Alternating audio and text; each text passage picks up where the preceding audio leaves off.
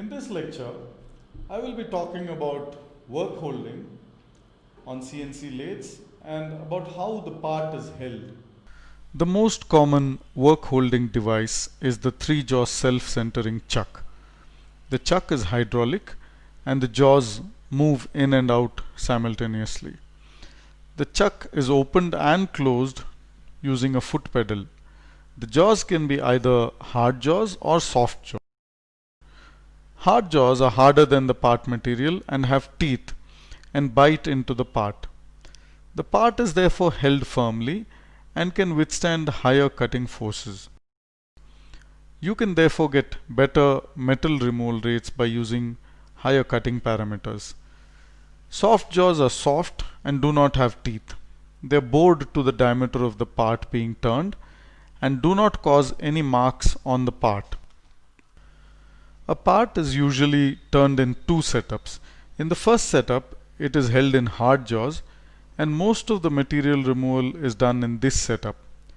The hard jaws are able to grip the part better, so higher depths of cut and feed rate can be used. In the second setup, the part is reversed, held in soft jaws and completed.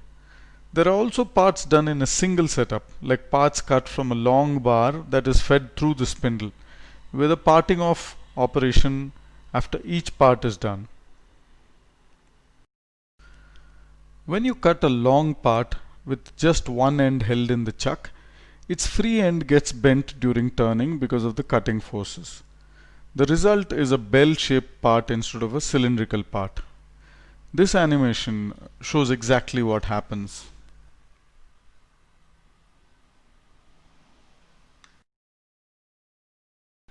To prevent the bending, you turn the part between centers, holding the free end of the part in a tailstock.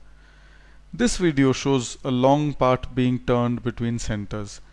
The tailstock quill, which holds the center, can be moved in and out of the part through commands in the CNC program.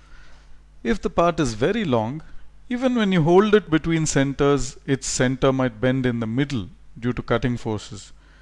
To prevent this, we use a steady rest. The steady rest can be moved in and out of the part through commands in the CNC program.